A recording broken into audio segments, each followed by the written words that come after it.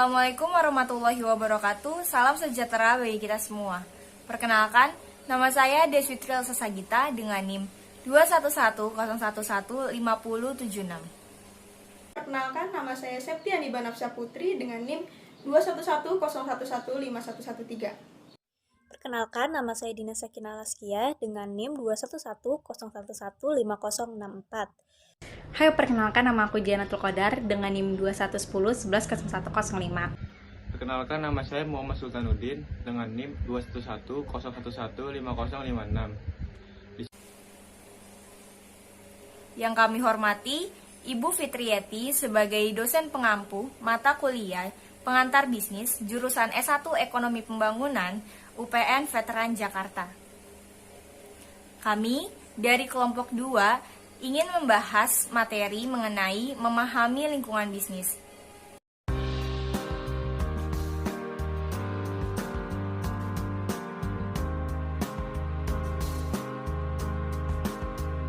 Terdapat 5 materi yang akan kami paparkan. Yang pertama, pengertian bisnis, kedua, klasifikasi bisnis, ketiga, tujuan bisnis, keempat, lingkungan bisnis, dan yang kelima, bisnis dan etika dalam dunia modern. Sekarang aku akan menjelaskan tentang apa itu bisnis. Apa sih itu bisnis? Nah, bisnis adalah suatu organisasi yang menjual barang ataupun jasa kepada konsumen ataupun bisnis lainnya guna mendapatkan suatu laba.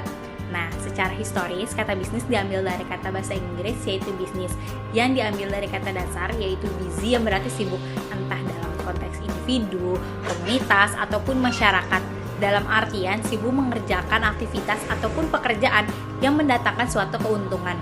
Kita beralih ke pengertian bisnis menurut para ahli.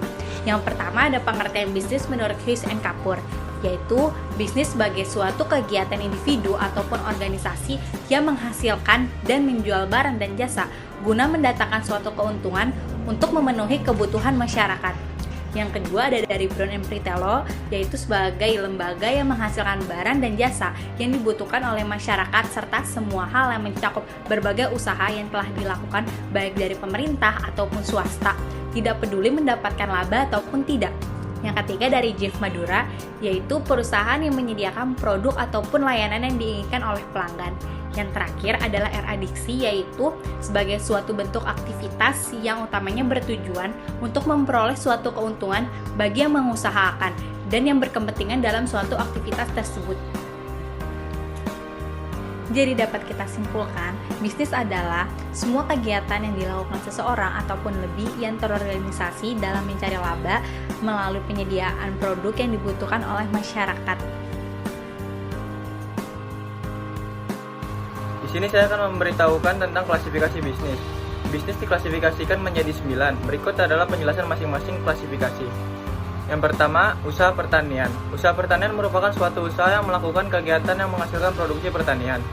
Lalu yang kedua, usaha produksi bahan mentah. Usaha produksi bahan mentah merupakan usaha yang melakukan kegiatan persiapan dan pengambilan unsur-unsur kimia, mineral, biji-bijian, dan segala macam batuan, termasuk batu-batuan mulia yang merupakan endapan alam baik berupa padat, cair maupun gas. Yang ketiga itu ada industri atau manufaktur. Industri atau manufaktur adalah usaha yang melakukan kegiatan mengubah bahan dasar menjadi barang setengah jadi atau barang setengah jadi yang kurang nilainya menjadi barang yang lebih tinggi nilainya sehingga lebih dekat kepada pemakai akhir untuk tujuan komersial. Lalu yang keempat ada usaha konstruksi. Usaha konstruksi merupakan usaha yang mempunyai kegiatan dengan hasil akhir berupa bangunan atau konstruksi yang menyatu dengan tempat kedudukannya, baik digunakan sebagai tempat tinggal atau sarana kegiatan lainnya dengan tujuan komersial. Lalu yang kelima, usaha perdagangan besar, eceran, rumah makan, dan akomodasi lapangan. Usaha ini meliputi perdagangan eceran, adalah perdagangan baru maupun bekas yang pada umumnya dalam partai besar kepada para pemakai selain konsumen rumah tangga sendiri. Pedagang eceran, perusahaan industri, kantor, rumah sakit, rumah makan, dan jasa akomodasi. Jasa akomodasi meliputi hotel, penginapan, pondok wisata, perkemahan, dan jasa akomodasi lainnya. Lalu yang keenam adalah usaha angkutan, pergudangan, dan komunikasi. Usaha angkutan adalah suatu usaha yang melakukan kegiatan untuk mengangkut penumpang dan barang dari suatu tempat ke tempat lain dengan menggunakan kendaraan bermotor dengan mendapat balas jasa. Perusahaan pergudangan adalah suatu usaha melakukan kegiatan untuk menyimpan sementara barang-barang milik orang lain sebelum barang tersebut dikirim ke tujuan akhir dengan menerima balas jasa. Yang ketujuh, usaha finansial, asuransi, dan real estate. Ini sangat membantu aktivitas bisnis. Termasuk dalam usaha ini adalah lembaga perbankan dan lembaga keuangan, bukan bank. Kegiatan bisnis modern sangat tidak mungkin dapat dikembangkan bila tidak didukung oleh lembaga perbankan. Demikian pula, usaha asuransi membantu mengatasi resiko yang mungkin dihadapi oleh bisnis. Selain itu, real estate membantu membangun perumahan dengan perencanaan pengaturan lingkungan yang sehat dilengkapi berbagai fasilitas umum. Yang ke-8 itu ada usaha jasa. Usaha jasa meliputi usaha yang dilakukan oleh masyarakat atau kelompok untuk memberikan jasa pelayanan yang dibutuhkan agar sesuai dengan kebutuhannya. Contohnya yaitu barbershop, jasa medis, dokter, dan guru. Lalu yang ke-9, usaha yang dilakukan oleh pemerintah. Umumnya merupakan usaha dengan tujuan mengatasi hajat hidup orang banyak atau masyarakat umum. Contohnya adalah PLN, PDAM, PT Garuda. Selain sebagai pemilik perusahaan, pemerintah juga berfungsi sebagai konsumen atas barang dan jasa yang dihasilkan oleh sektor bisnis lain. Selanjutnya ada tujuan dari bisnis. Poin pertama yaitu untuk memperoleh keuntungan dari kegiatan bisnis. Tujuan dari berbisnis dan lain dan tidak bukan pastinya dengan memperoleh keuntungan. Dengan keuntungan tersebut, tentu saja sebuah bisnis akan terus berjalan. Poin kedua adalah untuk pengadaan barang ataupun jasa yang dibutuhkan oleh masyarakat. Bisa dicontohkan dengan bisnis agen sembako.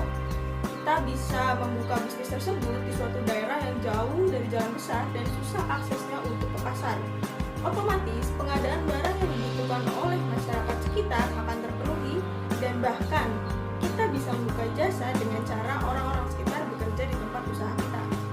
Yang ketiga, untuk mencapai kesejahteraan pemilik faktor produksi dan masyarakat. Balik ke poin 1, bahwa tujuan dari bisnis adalah memperoleh keuntungan. Dari keuntungan tersebut bisa dikatakan menjadi kesejahteraan pemilik faktor produksi. Sedangkan bagi masyarakat, kesejahteraan yang didapat adalah pengadaan barang dan jasa yang sudah dijelaskan pada poin 2 tadi. Yang terakhir, menciptakan lapangan pekerjaan bagi masyarakat.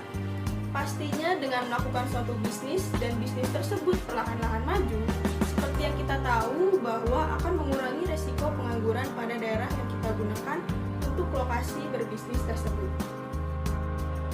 Selanjutnya, lingkungan bisnis. Lingkungan bisnis mengacu pada serangkaian kondisi atau kekuatan yang memengaruhi fungsi bisnis. Lingkungan bisnis terdiri dari lingkungan internal dan lingkungan eksternal. Selanjutnya, kita akan membahas faktor eksternal atau faktor dari luar perusahaan. Yang pertama ada konsumen. Konsumen adalah suatu target bagi setiap perusahaan. Banyaknya konsumen juga menimbulkan banyaknya perbedaan dan pemikiran. Perusahaan jarang untuk dapat menebak keinginan atau selera konsumen dari waktu ke waktu, sehingga kejadian ini akan mempengaruhi perusahaan. Yang kedua, ada pemasok atau supplier, yaitu mencakup semua pihak yang menyediakan sumber daya yang dibutuhkan untuk kegiatan bisnis dan untuk menjalankan operasinya. Yang ketiga, ada kompetitor. Kompetitor atau pelaku perusahaan lain yang memiliki target dan sasaran konsumen yang serupa, juga memberikan penawaran yang serupa. Tak jarang, banyak kompetitor yang memiliki produk yang lebih baik dan lebih berkualitas. Yang keempat ada media dan pemasaran, yaitu adalah saluran yang digunakan bisnis untuk memasarkan penawarannya kepada pelanggan. Yang kelima ada pemerintah. Pemerintah tentu mengatur dan membuat ketentuan untuk siapapun pelaku bisnis. Kebijakan-kebijakan pemerintah yang sering berubah-ubah membuat perusahaan sulit untuk menyesuaikan diri dengan setiap kebijakan baru yang dibuat. Selanjutnya, faktor internal atau faktor dari dalam perusahaan. Yang pertama ada perencanaan dan kebijakan. Perencanaan yang matang suatu perusahaan menjadikan perusahaan memiliki kebijakan yang siap dalam proses pelaksanaannya. Yang kedua ada SDM atau sumber daya manusia. Sumber daya manusia yang berkualitas tentu akan menentukan perkembangan suatu perusahaan. SDM yang unggul akan menghasilkan produk yang unggul pula. Yang ketiga, ada peralatan dan perlengkapan. Ketersediaan peralatan dan perlengkapan di suatu perusahaan akan memudahkan perusahaan untuk melakukan kegiatan produksinya. Selanjutnya ada hubungan antar karyawan.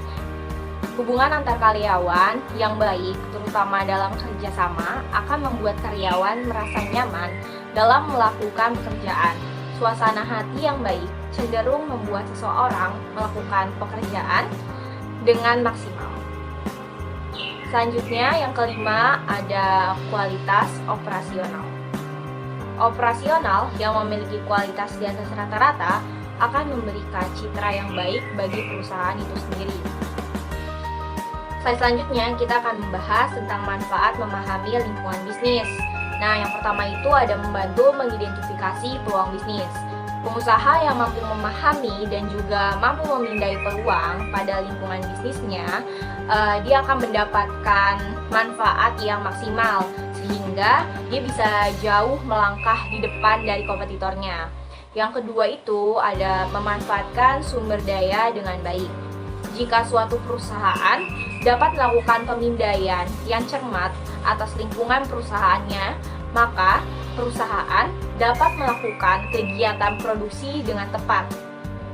Pemanfaatan sumber daya dengan baik menjadikan kegiatan produksi perusahaan ini dalam taraf yang paling terbaik. Selanjutnya, yang ketiga ada menghadapi perubahan.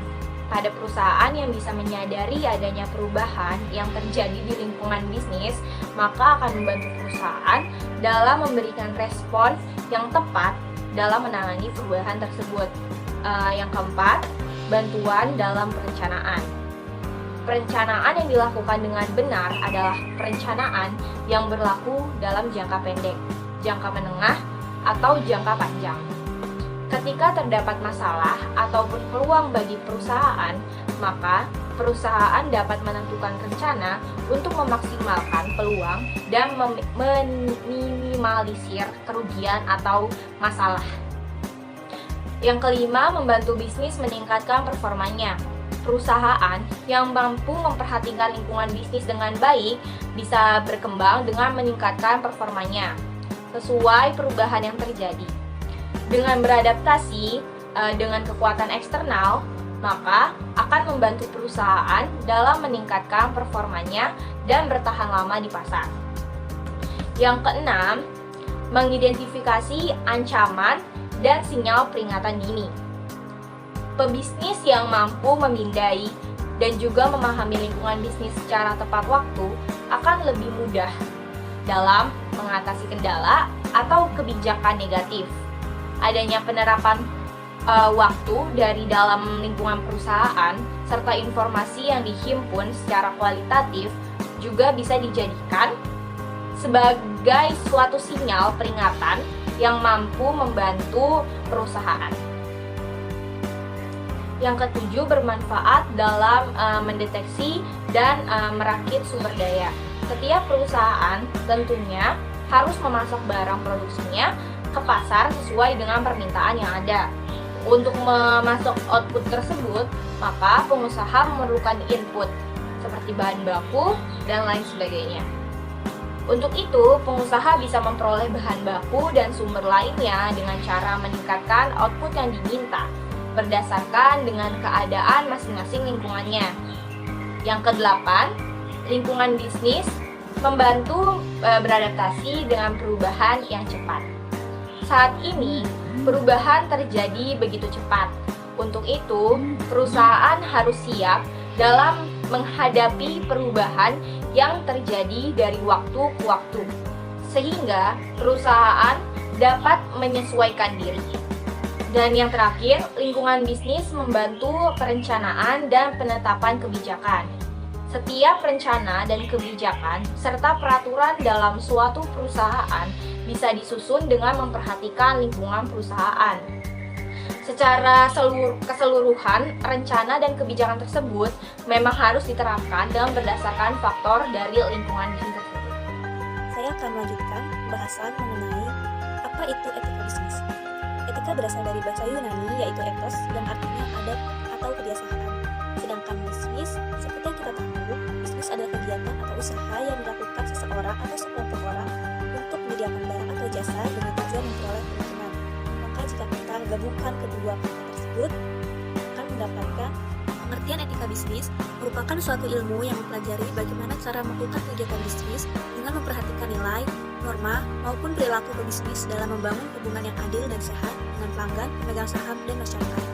Tujuannya bagi pengusaha adalah untuk mendorong kesadaran moral dan memberikan batasan bagi para pelaku usaha untuk menjalankan good business dan tidak melakukan monkey bisnis atau dirty bisnis. Dengan demikian, para pelaku pebisnis dapat mengarahkan dalam mewujudkan citra dan manajemen bisnis yang baik. Lalu apa sih itu dirty bisnis? Dirty bisnis berarti bisnis yang menggunakan strategi kotor, tujuannya tentu saja meningkatkan keuntungan diri sendiri walaupun dengan penipuan dan tentunya merugikan orang lain. Contohnya sudah tidak asing bagi kita, bisa ditemukan dalam berita sosmed atau bisa kita temukan di lingkungan sekitar. Misalnya melakukan penimbunan sembako agar menjadi langka dan dijual lebih mahal, menutupi kecacatan dalam produk yang dijual, dan lain-lain. Nah, tujuan etika bisnis agar hal-hal seperti itu tidak terjadi. Lalu apa manfaatnya jika sebuah perusahaan atau pebisnis menerapkan etika? Tentu saja citra perusahaan akan jadi lebih baik dan image yang baik otomatis pelanggan bertambah. Selanjutnya, apa etika penting di zaman modern? Jawabannya ya. Logikanya saja di dalam aspek kehidupan ini semua ada norma dan etikanya seperti etika makan, etika berkomunikasi, etika di dalam transportasi umum. Orang-orang akan senang mendapatkan perlakuan yang baik dan ada kecenderungan orang yang diperlakukan baik akan membalas dengan kebaikan pula. Sama halnya dengan berbisnis. Jika kita ingin mendapatkan mitra bahkan dukungan masyarakat, kita harus beretika yang baik agar orang-orang tertarik berbisnis dengan kita, agar orang nyaman membeli atau menggunakan produk kita. Bisa kita bayangkan seseorang pebisnis yang mempunyai banyak mitra, klien, pelanggan, karyawan, itu loyal, tidak terlepas dari etika bisnis yang baik. Nah, apa aja sih bentuk etika yang buruk? Yang pertama, etika pemimpinan terhadap karyawan. Contohnya, bos yang tidak adil terhadap karyawannya, atau pemberian gaji yang tidak sesuai. Kedua, etika karyawan terhadap karyawan lain, misalnya memberatkan tugas karyawan lain sementara dirinya santai-santai, berperilaku tidak ramah, atau suka melempar kesalahan. Yang ketiga, perusahaan atau pebisnis terhadap klien, misalnya memberikan produk yang tidak sesuai pesanan atau menggunakan zat-zat berbahaya dalam memproduksi produk. Yang keempat, pelaku bisnis terhadap pelaku bisnis lain, misalnya menggunakan produk lain, mencontek karya dari perusahaan lain, dan lain-lain. Selanjutnya, nilai-nilai etika bisnis. Nilai-nilai etika bisnis ada 4 yang utama. Yang pertama, kejujuran, rendah hati, simpati, keadilan. Kesimpulannya, di dalam persaingan dunia usaha yang sangat ketat ini, etika bisnis merupakan sebuah harga mati yang tidak dapat ditawar lagi. Oleh karena itu, etika bisnis sangatlah penting. Sekian presentasi dari kelompok kami. Kurang lebihnya mohon maaf. Wassalamualaikum warahmatullahi wabarakatuh.